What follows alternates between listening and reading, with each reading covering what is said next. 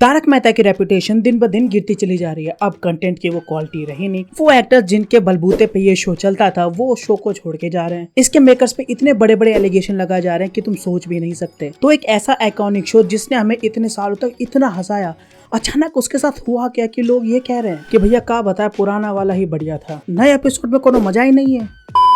तारक मेहता का इतना बड़ा डाउनफॉल समझने के लिए ये शो आइकॉनिक था क्यों, इसको समझना बहुत जरूरी है। तारक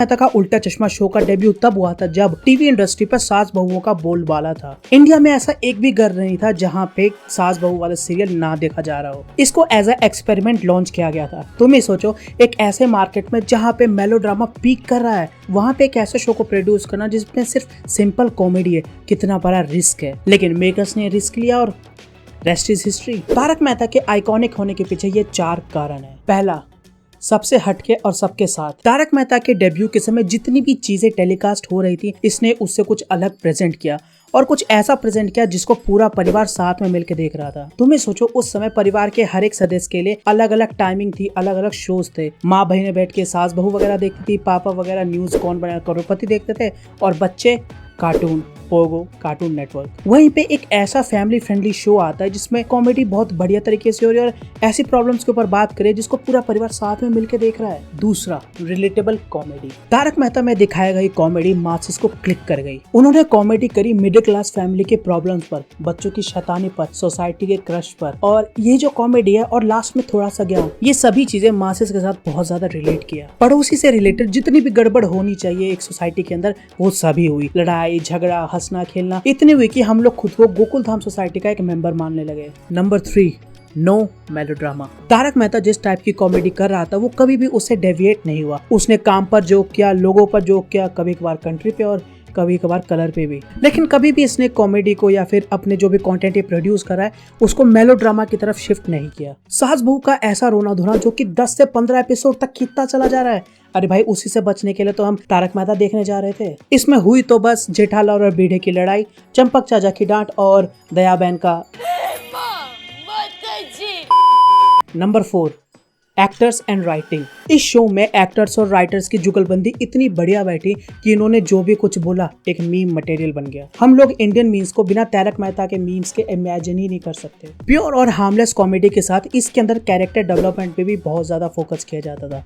फॉर एग्जाम्पल, तुम्हें याद ही होगा जब पहली बार चाचा जी आए थे गांव से गोकुल धाम सोसाइटी में, तब उन्होंने टप्पू की शादी करवा दी थी छोटे में ही। उनको समझ में नहीं आ रहा था कि आखिर चाइल्ड मैरिज में प्रॉब्लम क्या है। ड्रामा हुआ, उनको समझ में आया प्रॉब्लम क्या थी और उन्होंने लोगों से माफी भी मांगी। तारक मेहता की राइटिंग और उसकी कॉमेडी एक कैरेक्टर को लेकर उसकी प्रॉब्लम, फिर प्रॉब्लम का डेवलपमेंट, प्रॉब्लम का सोल्यूशन, इसी के आगे पीछे घूमता था। साथ में थोड़ा सा ज्ञान का तड़का एक बहुत ही बढ़िया कॉम्बिनेशन बिठा देता था। इसी सिंपल फॉर्मूले की वजह से हमें हंसी भी आती थी, मीम मटेरियल भी मिलता था और परिवार वाले खुश भी रहते थे कि बेटा चलो कुछ बढ़िया तो देख रहा है। इन सभी पॉइंट्स के साथ तारक मेहता का उल्टा चश्मा बहुत ही बढ़िया चल रहा था।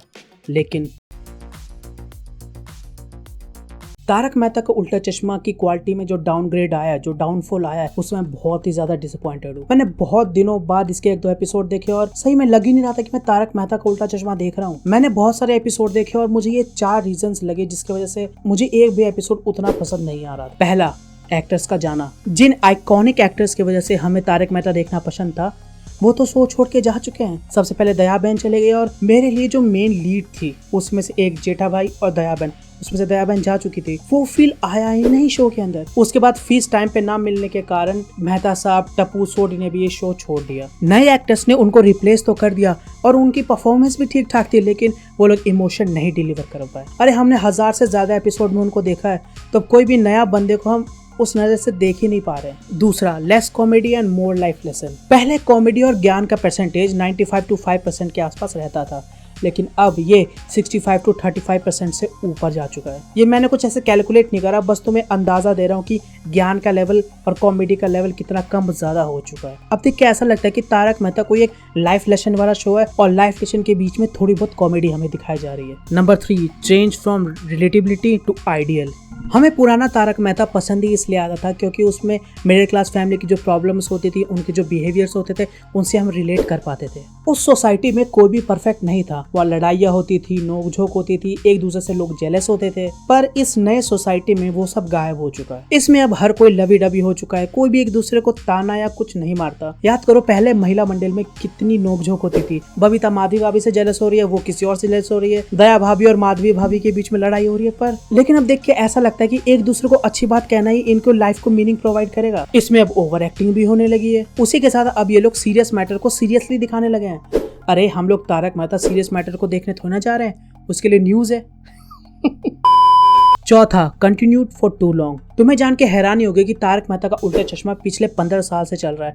इसके 37,500 से ज्यादा एपिसोड हो चुके हैं और मेरे ख्याल से ये इंडिया का सबसे लंबा चलने वाला शो भी है। ये रिश्ता क्या कहलाता है कि बात है भगवान, वो कब खत्म होगा। इतने सालों तक शो को कंटिन्यू चलाना एक बहुत ही बड़ा डिफिकल्ट टास्क है और कुडोस टू द मेकर्स।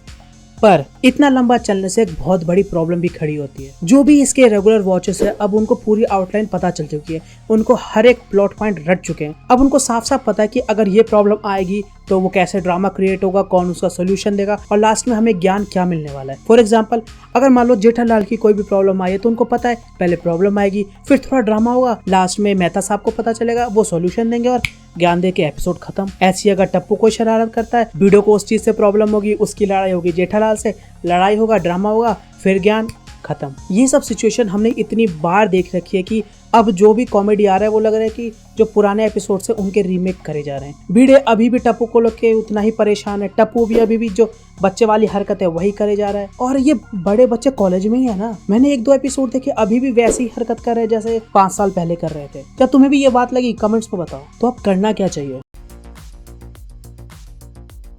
ये जितनी भी प्रॉब्लम्स है, चलो एक तरीके से शो को चला रही थी, लेकिन अब जो इतने बड़े एलिगेशन लगे हैं इनके मेकर्स पे भाई, रोशन भाभी को प्ले करने वाली एक्ट्रेस ने इसके जो मेकर्स है उन पे बहुत ही गंभीर आरोप लगाए हैं। हालांकि वो इसको डिनाई कर रहे हैं। अब जब कोर्ट की रूलिंग आएगी तभी हमें पता चलेगा कि आखिर मेन मुद्दा क्या है। अब मेकर्स को ये बात समझ लेनी चाहिए कि हर एक अच्छी चीज का अंत आता है और ये बहुत ही अच्छा समय तारक मेहता को बंद कर देने का। मैंने जो एपिसोड देखे, हाँ भले इसमें थोड़े बहुत प्रॉब्लम थे, लेकिन उसकी कॉमेडी अभी भी उतनी बेकार नहीं है जितने लोग कह रहे हैं। हाँ, ओवर एक्टिंग ज्यादा होता है, ज्ञान ज्यादा होता है, पर जब कॉमेडी वाले पॉइंट्स आते हैं तो उसमें हंसी भी आती है। अगर अब इसकी कॉमेडी का लेवल इससे भी ज्यादा गिरता चला गया ना, तो ये पूरी जो तारक मेहता ने इतने सालों में अपनी लेगेसी खड़ी है सब बर्बाद हो जाएगी। मेरे मेकर से तो यही रिक्वेस्ट होगी कि 10 से 15 एपिसोड का एक स्पेशल निकालो, सारे प्रॉब्लम सॉल्व करो और इस शो को बंद कर दो। तो ये थे मेरे थॉट तारक मेहता के उल्टा चश्मे के ऊपर। तुम्हारे क्या है? क्या तुम भी तारक मेहता को पसंद करते हो और जो नए एपिसोड आ रहे हैं उनसे सेटिस्फाइड हो? नीचे कमेंट्स बताओ। अगर तुम्हें बढ़िया मूवीज और सीरीज देखने का मन है तो तुम मेरी ये वाली वीडियो चेकआउट कर सकते हो, जहाँ पे मैंने मई मंथ में आए हुई बढ़िया मूवी सीरीज के रिकमेंडेशन दिए हैं। क्लिक करो और देखो। अगर वीडियो पसंद आए तो उसको लाइक करो, अपने दोस्तों के साथ शेयर कर देना और अगर चैनल पे नए हो तो सब्सक्राइब जरूर करो।